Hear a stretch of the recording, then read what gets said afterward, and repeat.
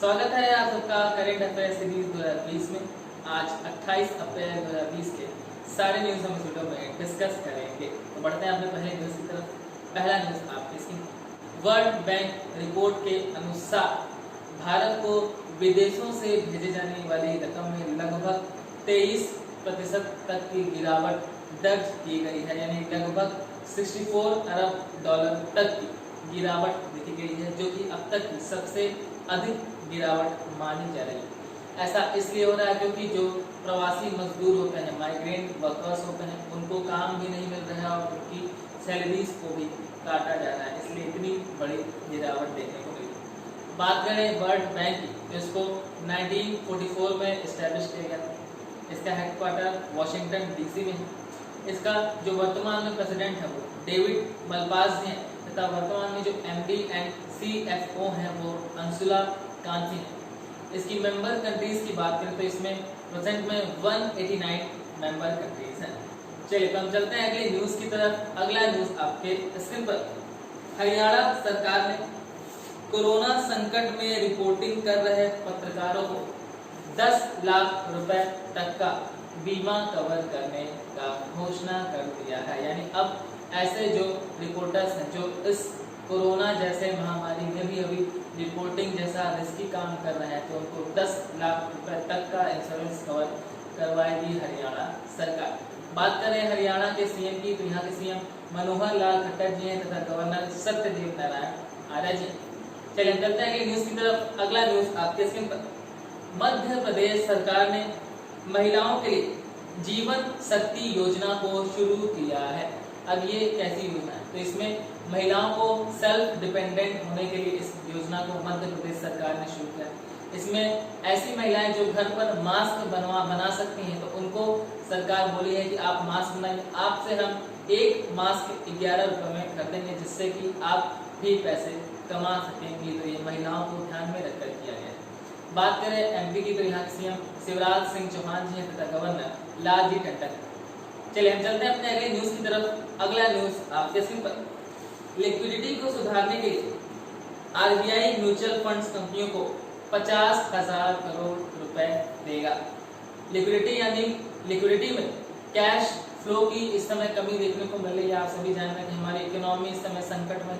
हमारी इकोनॉमी क्या इस समय वैश्विक अर्थव्यवस्था पूरी की पूरी संकट में चल रही है कोरोना वायरस के कारण, और भारत भी इससे प्रभावित। तो लिक्विडिटी यानी तरलता को कंट्रोल करने के लिए कैश फ्लो की कमी हुई है।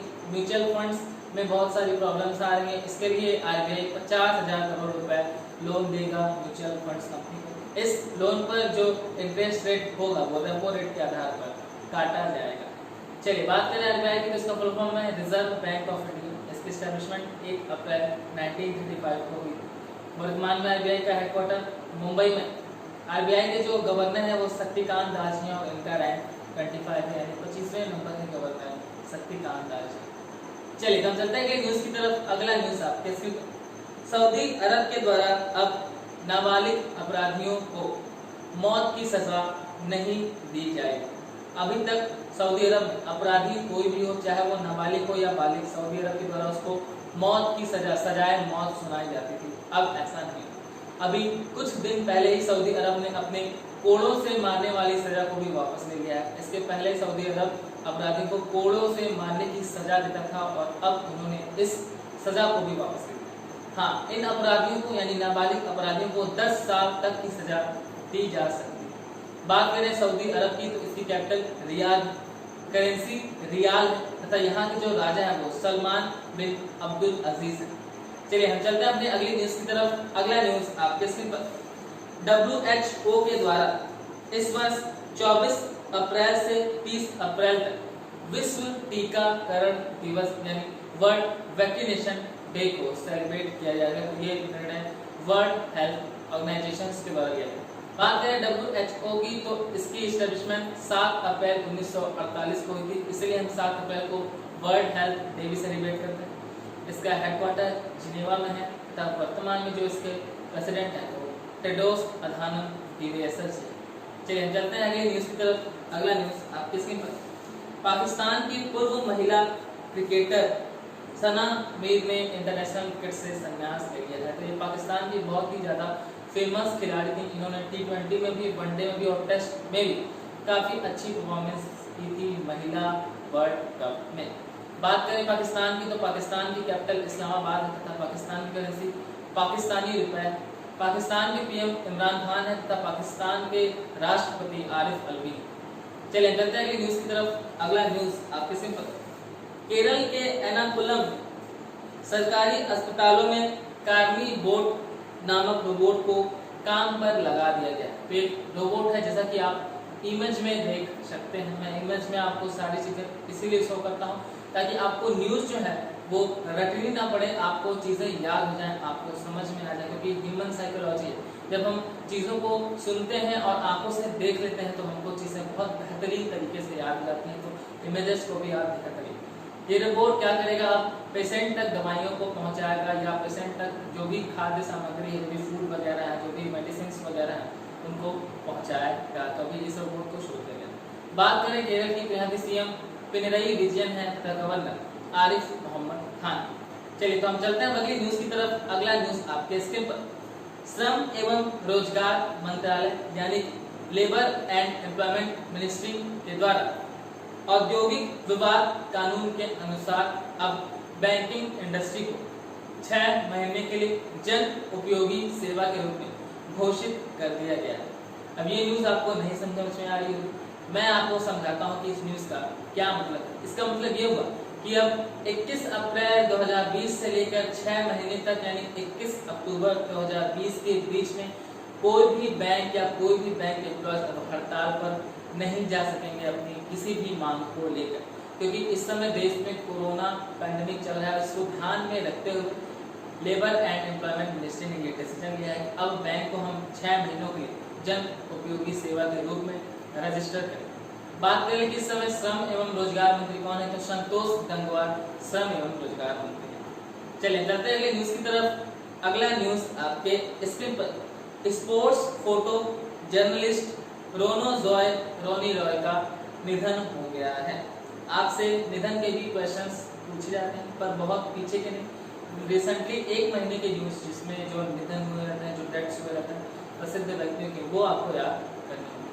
चलिए चलते हैं अगली न्यूज़ की तरफ। अगला न्यूज़ आपके सिंह।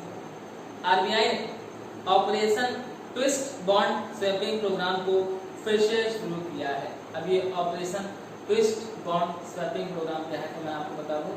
इसके तहत हमारा central bank reserve bank of India OMO यानी ओपन मार्केट ऑपरेशन के तहत 10,000 करोड़ रुपए के गवर्नमेंट सिक्योरिटीज को खरीदेगा और बेचेगा। OMO यानी ओपन मार्केट ऑपरेशन यानी खुले बाजार की प्रक्रिया। जब आरबीआई को लिक्विडिटी को सुधारना होता है यानी मुद्रा की तरलता को सुधारना होता है, तो आरबीआई के द्वारा OMO को जारी किया जाता है। OMO के तहत RBI government securities, government bonds को हमारे कस्टमर्स से खरीदता और बेचता है, जिससे कि बाजार में मुद्रा की लिक्विडिटी को, कैश फ्लो को कंट्रोल किया जा सके। तो ये आरबीआई ने अभी फिर से इस प्रोग्राम को शुरू किया है कि आपको पता है इस समय हमारी इकोनॉमी बहुत ही ज़्यादा डाउन जा रही है।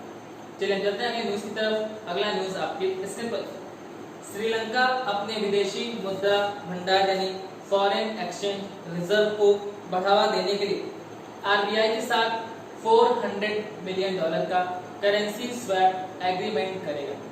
अब ये करेंसी स्वैप एग्रीमेंट क्या है, ये आपको नहीं समझ में आ रहा हो, मैं छोटा सा इसके बारे में आपको डिटेल देता हूँ। हालांकि एक लार्ज टॉपिक है, अगर मैं इस पर डिस्कस करूँ तो लगभग आधे घंटे भी कम पड़ जाएंगे, फिर मैं आपको समझा देता हूँ। जैसे आप अक्सर सुनते हैं कि $1 के बराबर 75 रुपये चल रहा है, 76 घट गया, बढ़ गया, ये न्यूज़ आप अक्सर सुनते रहते हैं। तो ये न्यूज़ इसी से रिलेट होती है। जैसे अगर मैं सिर्फ एक एग्जांपल लेके चलूँ कि मान के चलिए कि इस समय $1 के बराबर 75 रुपीज़ है। अब हो सकता है कि मैंने किसी देश के साथ इस समय कोई एग्रीमेंट कर लिया कि 4 साल के लिए हम एग्रीमेंट करते हैं, हम आपसे ये पैसा लिए हैं और 4 साल के बाद हम आपको पैसा दे देंगे। जब मैं पैसा लौटाने गया तो मुझे पता चला कि अब रुपए की कीमत बहुत ज़्यादा गिर गई है, अब $1 बराबर 90 रुपये हो गया। तो जब मैंने लोन लिया था तो $1 बराबर 75 रुपये था, 5 साल के बाद मुझे $1 के बराबर 90 रुपए देना पड़ा, जिससे कि मुझे बहुत ज्यादा लॉस हो गया। या हो सकता है कि 5 साल के बाद डॉलर की वैल्यू गिर गई होगी तो $1 बराबर 60 रुपए हो गया होगा, तब हो सकता है कि मुझे मैंने लिया था 75, अब मुझे 60 रुपए ही देना पड़ा तो मुझे फायदा हो गया। तो ये एक तरह से अनसर्टेन होता है और इससे दोनों पार्टीज को बहुत ही ज्यादा लॉस होता है। मैं सिर्फ आपको $1 और $1 का एग्जांपल दे रहा था। यहाँ पे जब दो देशों के बीच ट्रेड होते हैं तो बहुत बड़े लेवल, अरबों खरबों ट्रिलियन मिलियंस के लेवल पर होते हैं, तो वहाँ पे बहुत ही ज्यादा या तो किसी कंपनी को प्रॉफिट हो जाता है या तो किसी कंपनी को लॉस होता है। तो इस अनसर्टेनिटी को खत्म करने के लिए या कह सकते हैं कि इन अनसर्टेन चीजों को रोकने के लिए दो देशों के बीच में करेंसी स्वैप होता है। आपको बता दिया जाए कि अभी 1 साल पहले लगभग भारत ने जापान के साथ $75 अरब का करेंसी स्वैप एग्रीमेंट किया था और अब श्रीलंका भारत के सेंट्रल बैंक यानी रिजर्व बैंक ऑफ इंडिया के साथ $400 मिलियन का करेंसी स्वैप एग्रीमेंट करेगा। बात कर लेते हैं श्रीलंका की। तो श्रीलंका की कैपिटल 2 है, एक तो है कमर्शियल कैपिटल जो कि कोलंबो है और एक है एडमिनिस्ट्रेटिव कैपिटल जो कि है श्री जयवर्धनेपुरा कोट्टे।